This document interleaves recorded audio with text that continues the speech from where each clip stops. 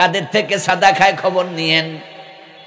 ওই রিক্সা চালক থেকে চাঁদা নেয়, টেম্পু সিএনজিওয়ালা থেকে নেয়। ওই বেটারা সারাটা দিন গায়ের ঘাম পানি করে টাকা কামায়, তোমারে চাঁদা দিতে বাধ্য হয়। ও বেটা যে কষ্ট করে কামাইছে, বেটারটা ছিল হালাল, আর তুমি বিনা কষ্টে শুধু ক্ষমতা দেখাইয়া কামাইছো, এটা হালাল না হারাম? এটা ডাকাতি। এই চাঁদাবাজি ডাকাতি। ডাকাতি করলে খারাপ, তাই এটার নাম দিছে চাঁদা। যেই জায়গায় ফুটপাতে বসে দোকানদারি করছে গরিব দোকানদার, ওখানে মানুষ হাঁটার জন্য সরকার রাস্তা বানাইছে। ওই দোকানদারের উচিত ছিল না এখানে দোকানদারি করবে, কিন্তু বেটা তো গরিব, দোকান ভাড়া নিয়ে করার মতো পুঁজি নাই, টাকা আছে 4-5 হাজার। তাই একটা ছোট্ট ভ্যান গাড়ির মাঝে কিছু সবজি লইয়া, ওই সবজিগুলা লইয়া ফুটপাতের মাঝে দাঁড়াইয়া দাঁড়াইয়া বেচে। প্রতিদিন 300-500 টাকা ব্যবসা হয়, সংসার চলে। আর তুমি এলাকার নেতা, তুমি তার থেকেও 50 টাকা সাদা খাও।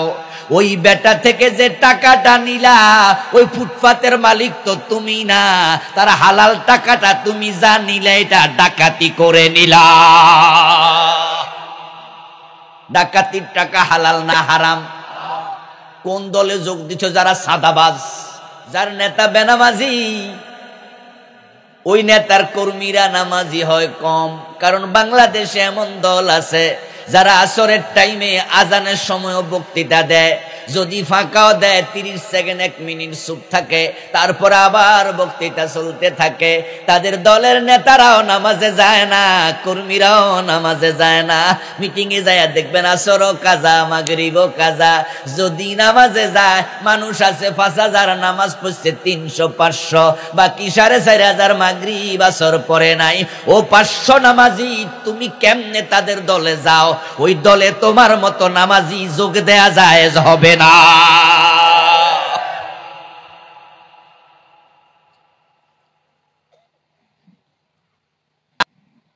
কোন মা সাদিকিন, ভালোদের সঙ্গ হও, ভালোদের সঙ্গ নাও, সঙ্গ নেও, ভালোদের সঙ্গী হও।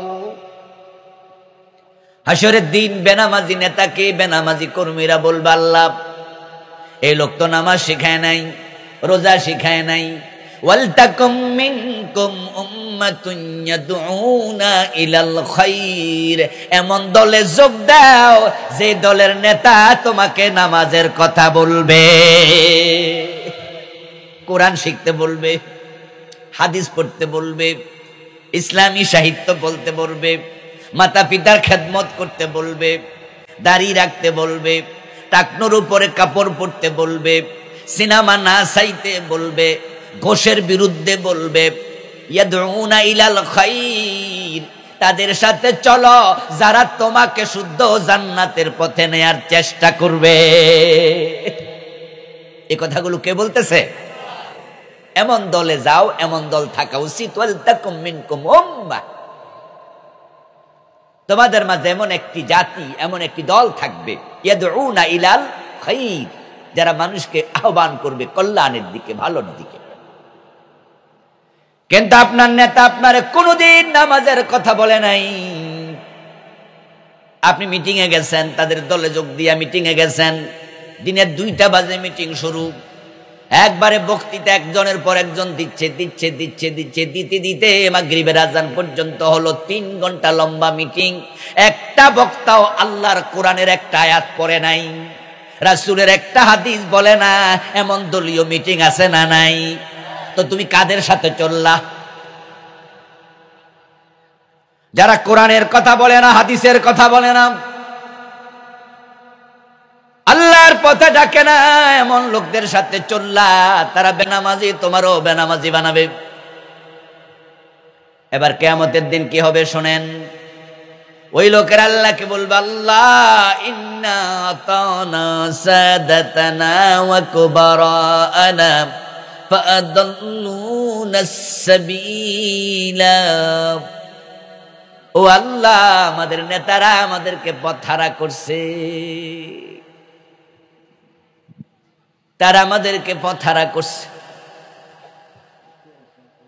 গত 15 বছর একদল লোক টেম্পু স্ট্যান্ডে চাঁদাবাজি করছে, বাস স্ট্যান্ডে চাঁদাবাজি করছে, বিভিন্ন জায়গায় চাঁদাবাজি করছে, ফুটপাতে চাঁদা তুলছে, চান্স পাইছে যেখানে, পেট পুরাইছে সেখানে। ওরা যখন পালাইছে, বাংলাদেশের চাঁদাবাজি বন্ধ না আরেক দল শুরু করছে। ওরা চলে গেছে, এখন নতুন আরেক দল শুরু করছে। এখন আপনি যদি তাদের হন অথবা আগের লোকদের হন, আপনার ছেলে ওই দলে যায়, তার পকেটও 2-4 টাকা চাঁদার আসার সম্ভাবনা আছে না নাই? হাসরের দিন বলবেন না তো না সাদাতানা ওয়া কুবারানা, আল্লাহ এই নেতাই তো আমাদেরকে পথহারা করছে, ফাদাল্লুনাস সাবিলা। এই বেটা শিখাইছে সাদাবাজি, এই বেটা শিখাইছে টেন্ডারবাজি, এই বেটা শিখাইছে জুলুম। রব্বানা আতিহিম দিফাইন মিনাল আযাব, আল্লাহ তুমি আজকে তাকে দ্বিগুণ শাস্তি দাও। কয় গুণ? কথা বলেন, কয় গুণ? 2 গুণ। কাটটা হেডটা তো দিবাই, আমারটা হেরে দিয়া দাও। আমি ইন্টারমিডিয়েটে পড়তাম, আমি অনার্স ফার্স্ট ইয়ারে পড়তাম। এর আগে আমি কোন দল টল চিনতাম না। ইউনিভার্সিটিতে ভর্তি হইয়া আমি তাদের দাওয়াতে দলে যোগ দিছি, দেওয়ার পরে হেরা সাদাবাজি শিখাইছে। ঢাকা ইউনিভার্সিটির চারপাশে যে মার্কেট গুলো আছে ওইগুলো তো সাদাবাজি আছে না নাই? নীলক্ষেতে খোঁজ নিয়ে দেখেন, প্রত্যেক দোকানদার চাঁদা দিতে হয়। আগে দিছে এক দলকে, এখন দেয় আরেক দলকে। কয়দিন আগে শাহবাগের মোড়ে যাইয়া কইছে, দাদা দিবি না, দোকান বন্ধ করে এলাম। পত্রিকায় নিউজ করছে। এই যে ইউনিভার্সিটি অনার্সে ভর্তি হলো, এর আগে ছেলে ইন্টারমিডিয়েট পর্যন্ত দলই বুঝতো না। চাঁদা তো দূরের কথা, পোলাপান মানুষ মোসে ওঠে নাই ভালো কইরা। কিন্তু ঢাকা বিশ্ববিদ্যালয়ে ভর্তি হওয়ার পরে এখন দলের নেতারা ডাকছে, চল আমাদের দলে আয়। গেছে, এবার নীল খেতে চল, চাঁদা তুলছে। পরে এবার তারে 500 টাকা দিয়ে দিছে। সে 500 টাকা পাইয়া কি খুশি! এইভাবে যদি প্রতিদিন পাই মাসে 15,000, বাবার থেকে আর টাকা আনার কোনো দরকার হবে না। কয়েকদিন পরে বাবারে কয়, বাবা আমারে আর টাকা দিও না, মাসে মাসে লাগলে আমারে কইও, আমি দিন। এই যে হারাম খাইলো এই ছেলে, কিয়ামতের দিন বলবে, আল্লাহ আমার নেতাকে ডাবল শাস্তি দাও, কারণ সে আমাকে পথহারা করেছে। ওরটা ওরে দাও, আমারটাও দাও।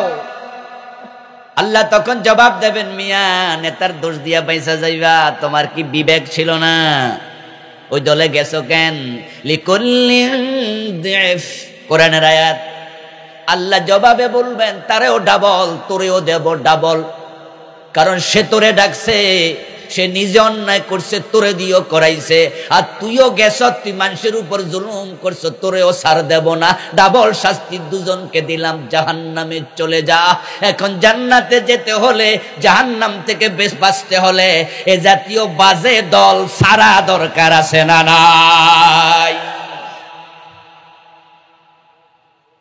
দল করার জন্য আল্লাহ নিজে কইতাছে, ওয়ালতাকুম মিনকুম উম্মাহ, তোমাদের মাঝে একটা দল থাকতে হবে। আরে দলে দরকার কি? আপনারা তো এখানে আছেন যারা অনেকে দলই করেন না, নামাজ কালাম পড়েন, রোজা রাখেন, ভালো মানুষ, আপনি হজও করেন, আপনি মসজিদের ইমাম, আপনি দরবারের পীর। এমন এক দরবারের অসংখ্য পীর বাংলাদেশে আছে যারা বলে যে আমরা কোনো দলাদলিতে নাই, কোনো দল আমি করি না।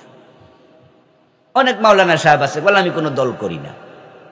অথচ আল্লাহ বলে, ওয়ালতাকুম মিনকুম উম্মাহ, তোমার দল থাকা উচিত। এটা আমরে গায়েব, আমরে হাজির, তোমাদের মাঝে থাকা উচিত। আল্লাহ বলছে, হ্যাঁ এটা হওয়া উচিত তোমাদের। লামে আমর, অর্ডার করছে আমি, এমনটা হওয়াই উচিত। প্রশ্ন হবে কারণটা কি? একা একা অসুবিধা কি? একা অসুবিধা হলো সমাজে যারা অপরাধী আছে, অপরাধীদের মাঝে গ্রুপ আছে না নাই? তাদের মাঝে একতা আছে না নাই?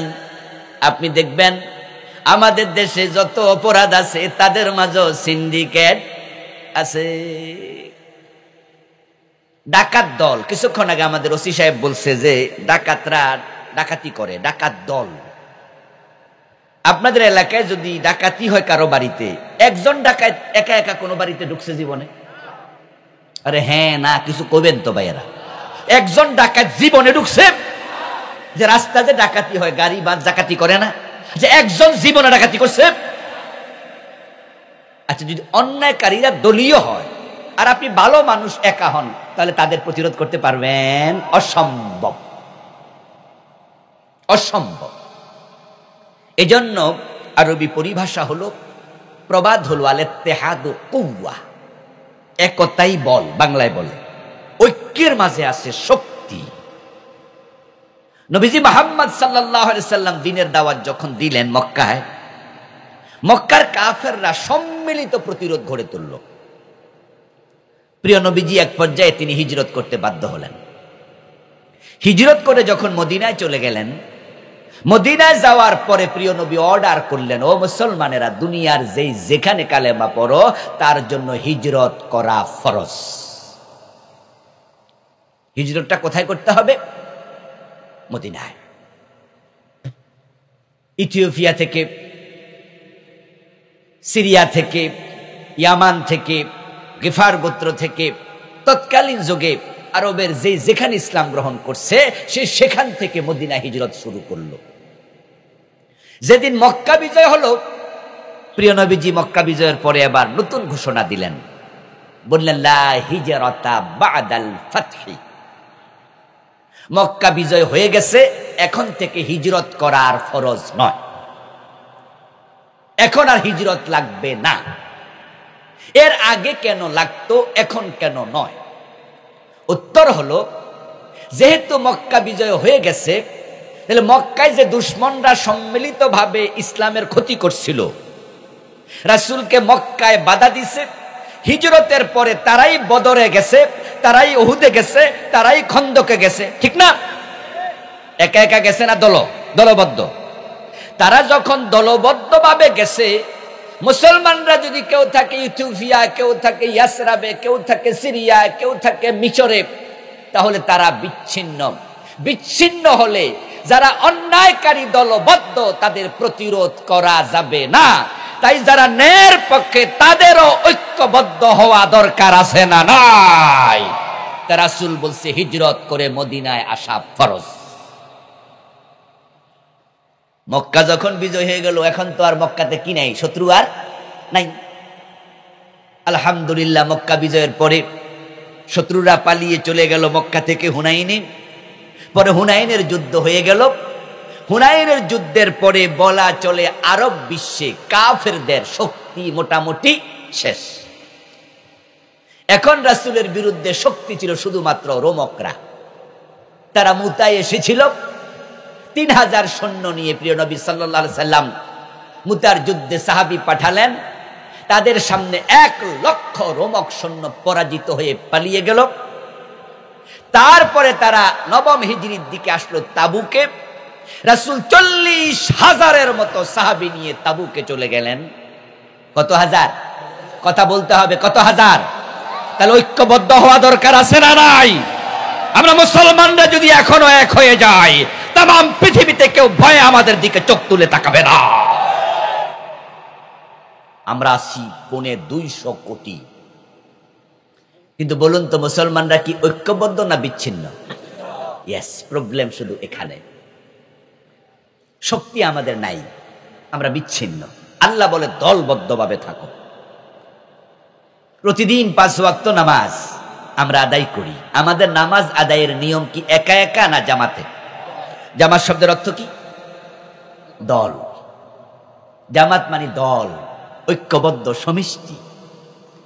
আল্লাহ দিন 5 বার একজন নেতার পিছনে মসজিদে দাঁড় করাইয়া নামাজ জামাতে পড়াইয়া শিখায়। তোমাদের মাঝে একতা থাকা দরকার। আমরা হজ করতে যাই 20 থেকে 25 লাখ, 30 লাখ লোক। আরাফার মাঠে যখন আমরা যাই, সেদিন খুতবা দেয় কয়জন?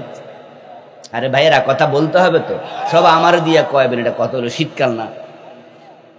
শীত তো আমারও লাগতেছে। আরাফার মাঠে খুতবা দেয় কয়জন? ইমাম হয় কয়জন? একজন ইমাম খুতবা দিচ্ছে, তার পিছনে 30 লাখ 25 লাখ লোক ঐক্যবদ্ধভাবে হজ করছে। আল্লাহ শিখাচ্ছে পৃথিবীর যেখানে থাকো তোমাদের নেতা হবে একজন, তার নেতৃত্বে তোমরা থাকো। যদি মুসলমানরা এক হয়ে যেত পৃথিবীর কোথাও মায়ের খাওয়া লাগতো না।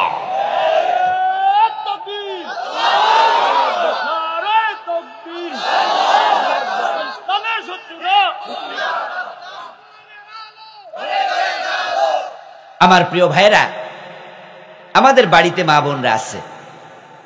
আপনার মায়ের মাথায় লম্বা চুল আছে, বোনের মাথায়, বউয়ের মাথায় আছে। তার থেকে অনুমতি নিয়ে একটা লম্বা চুল ধরে একটু টান মারবেন, দেখবেন যে টান দেওয়ার সাথে সাথে চুলটা ছিঁড়তে 2 সেকেন্ডও লাগবে না। আর তার মাথার 20টা চুল একসাথে করে টান দেবেন, দেখবেন আঙ্গুল কেটে যাবে, চুলগুলো আর ছিঁড়বে না। যখন সে একা ছিল সে দুর্বল ছিল, যখন একসাথ হয়েছে শক্তিশালী হয়ে গেছে।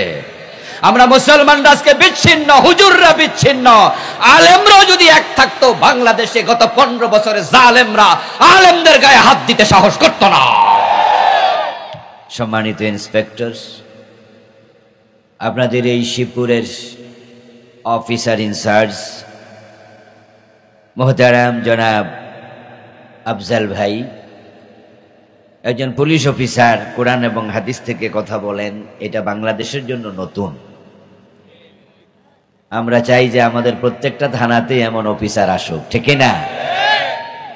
কারণ অফিসাররা চাইলে, নেতারা চাইলে এ দেশটাকে অন্যায় মুক্ত, শোষণ মুক্ত, দুর্নীতি মুক্ত, জুলুম মুক্ত যত সহসায় করতে পারে, আমরা ওয়াজ করে এত সহসা এটা করতে পারবো না। কারণ মানুষ ওয়াজ নিয়ে, ওয়াজ দিয়ে যা হয়, আইনের মাধ্যমে মানুষ অনেক বেশি করতে বাধ্য হয়। ওয়াজ নসিহা অনেকটাই অনুরোধের পর্যায়ে, আর আইনের বিষয়টা হয় আদেশের পর্যায়ে। অনুরোধ আর আদেশের মাঝে পার্থক্য আছে কিনা? এজন্যই ইসলামে ওয়াজ নসিহত যেমন আছে, ইসলামে নির্দেশ, আদেশ, বিধান এগুলো নাই। আছে? আমরা তো শুধু ওয়াজে করলাম 53 বছর। এই 53 বছরে আমরা সুদ বন্ধ করতে পারি নাই, মদ বন্ধ করতে পারি নাই, চুরি বন্ধ করতে পারি নাই। আমাদের অফিসার ইনচার্জ ওসি সাহেব বললেন যে শিবপুর থানায় যারা যাত্রা পালা করার জন্য ঘুরতেছেন, উনি বলছে আমি অনুমতি দেব না। আচ্ছা আপনারা বলুন তো, ওনার অনুমতি ছাড়া কি যাত্রা প্যান্ডেল হতে পারবে? আর আমরা যদি 100 হুজুরও ওয়াজ করি, কামাবো? এজন্য প্রশাসনের জায়গায় ভালো মানুষ দরকার আছে কিনা? এমন নেতাদেরকে এমপি বানাবেন, এমন কিছু মানুষ সংসদে পাঠাবেন যারা সংসদে গিয়ে নেতা হওয়ার পরে, এমপি হওয়ার পরে তারা আল্লাহর কোরআনের আইনের পক্ষে কথা বলবে। 151 জন এমপি যদি সংসদে দাঁড়িয়ে সুদের বিপক্ষে একবার না বলে, আইন হবে, সুদী ব্যাংকগুলো বন্ধ হবে। আর আমরা হুজুররা যদি 40 বছরও চিৎকার দিয়ে কথা বলি, সুদ বন্ধ হবে না। আমরা দোয়া করি আমাদের আফজাল ভাইয়ের মতো এই জাতীয় অফিসার আমাদের দেশে আল্লাহ আরো বাড়াইয়া দেন। উপস্থিত মুহতারাম উলামায়ে কেরাম, ইসলাম প্রিয় তাওহীদি জনতা, আজ এই 3টি আয়াতে কারিমা থেকে আংশিক তেলাওয়াত করেছি।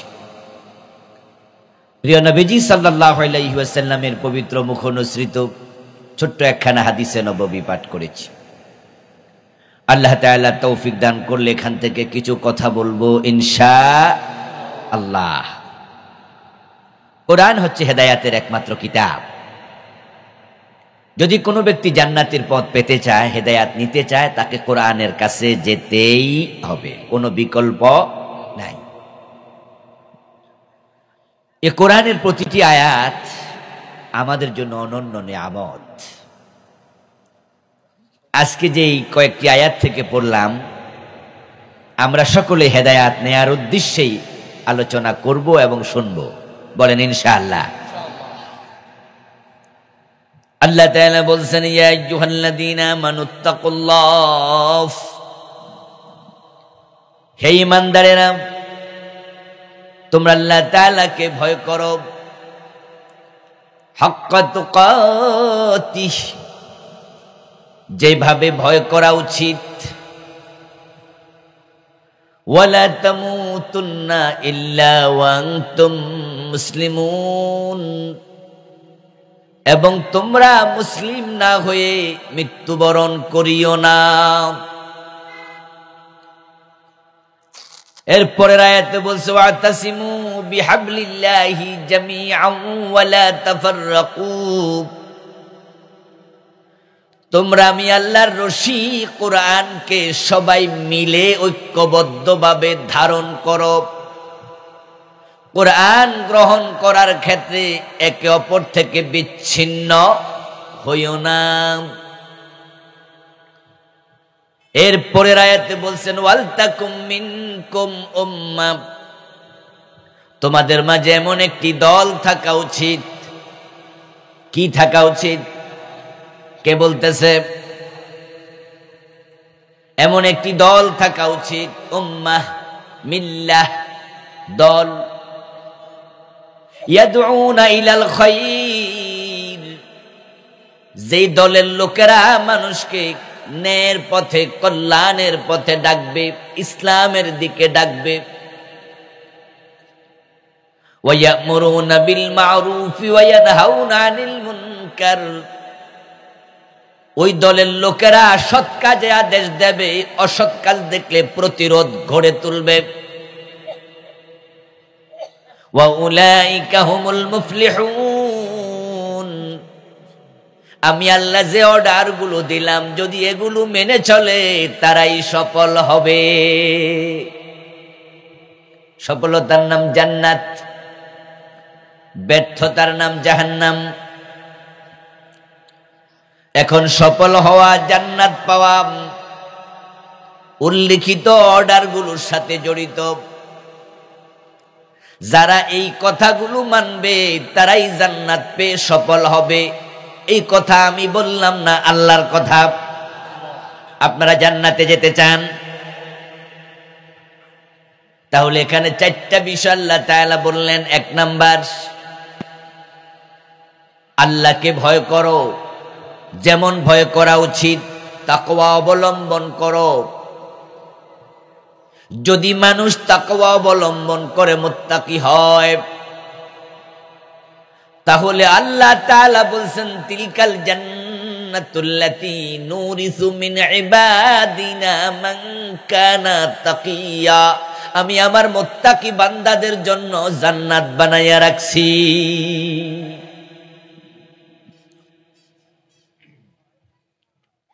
ইন্না আকরামাকুম ইনদাল্লাহি আতকাকুম, তোমাদের মাঝে যার তাকওয়া যত বেশি আল্লাহর কাছে তার সম্মানও তত বেশি।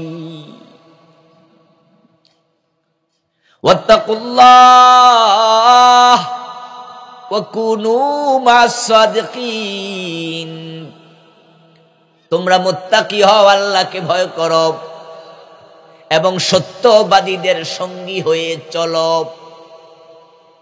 এমন দলে থাকো যেই দলের লোকেরা সত্যবাদী।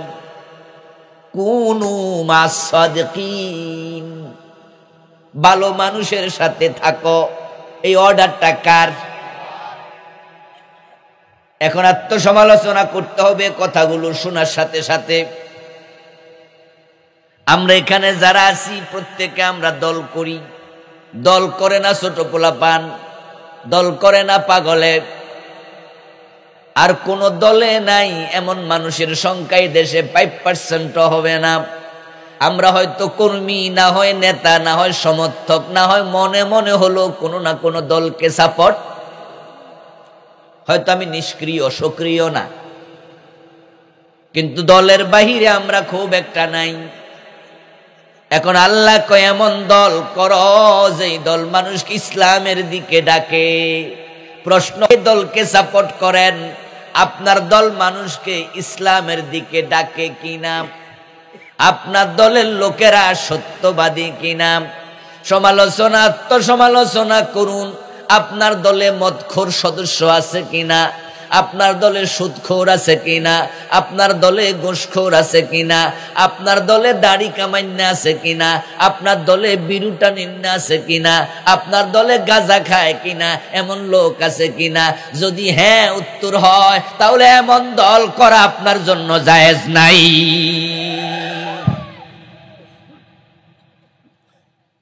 আমি আপনাকে বলিনি আপনি গাঁজা খান, আপনি সুদ খান বলিনি, বলেছি ওই দলে আছে কিনা।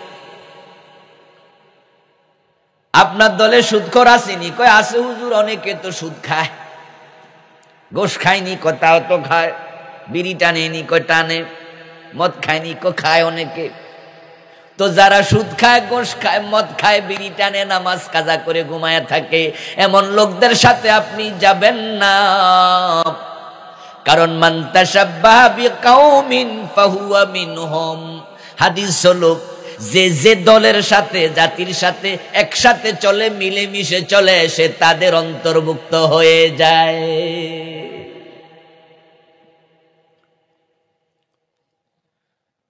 এজন্য হযরত আলী বলছেন, ইদা কারানতা ফাকারিন তাকিয়ান মুহাজ্জাবা। যখন তুমি কারো সঙ্গী হবে, কারো দলে যাবে, কাউকে কাছে টানবে, তখন দেখবা সে মুত্তাকি কিনা, ভালো মানুষ কিনা। কারণ বাংলায় প্রবাদ আছে, সৎসঙ্গে স্বর্গবাস, অসৎ সঙ্গে। আতর দোকানদারের দোকানের পাশ দিয়ে যদি যান, দোকানের পাশে গিয়ে একটু দাঁড়ান, আতর কিনা লাগবে না, এমনি কিছু সুগন্ধি নাকে। আর যদি শুটকিওয়ালার সাথে দাঁড়ান, শুটকি দোকানে গিয়ে কথা বলেন, তার সাথে চলেন, তাহলে শুটকি না কিনলেও কিছু শুটকির গন্ধ আপনার নাকের মাঝে আসবেই। সঙ্গীর গুণ পশিয়াছে মম মাঝে গো, নইলে কাদায় সুবাস কি এত পাইতে। সঙ্গ দোষে লোহা ভাসে। আপনি লোহা একটু নেন, হাতের মাঝে একটি ফিন নেন, আলফিন নেন, একটি বিনারি নেন, জলই নেন, যেটার ওজন একবারে সামান্য, কিন্তু পানিতে ছেড়ে দেন, ডুবে যাবে। আর এটা যদি আপনি একটা কাঠের মাঝে মাইরা দেন, তারপরে আবার কাঠ পানিতে ছেড়ে দেন, এটা বেশে থাকবে। কাঠও বাসে, সাথে লোহাটাও বাসছে। সঙ্গ দোষে লোহা। ভালোদের সাথে চললে ভালো চরিত্র আপনার ভিতরে আসবে। এজন্য আল্লাহ কয় কুনু মা'আস সাদিকিন। যেই দলে ভালো মানুষ বেশি, তুমি সেই দলে যোগ দাও। একটা দলের মাঝে সব মানুষ ভালো হবে না, কারণ মানুষের মাঝে কিছু মানবিক দুর্বলতা আছেই। কিন্তু আপনাকে দেখতে হবে 80% মানুষ ভালো কিনা, 70% মানুষ ভালো কিনা, বাকি 20-30% খারাপ হোক, আপনি তাদের সাথে চলেন।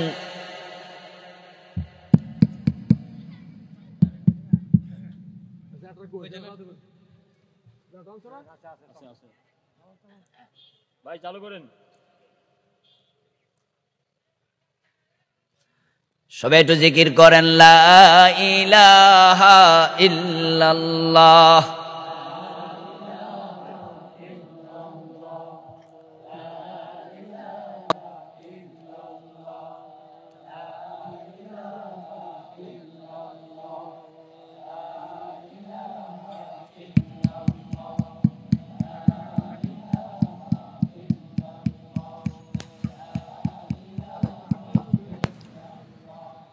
লা ইলাহা ইল্লাল্লাহু মুহাম্মাদুর রাসূলুল্লাহ।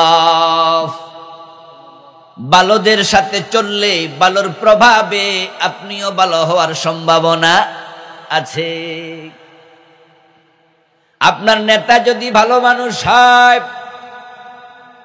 আপনার দলীয় কর্মীরা যদি ভালো মানুষ হয়, যে যার সাথে চলে তার সাথে তার হাসর হবে। আল্লাহ কোরআনে বলেন, ইয়াউমা নাদউ কুল্লা উনাসিম বিইমামিহিম, আমি কিয়ামতের দিন সব মানুষকে তার নেতা সহ ডেকে তুলব। আপনার নেতা যেমন আপনিও তেমন। তাই তো যারা বাজে নেতার সাথে চলেছে, কিয়ামতের দিন তারা নেতাদের বিরুদ্ধে আল্লাহর কাছে অভিযোগ করবে।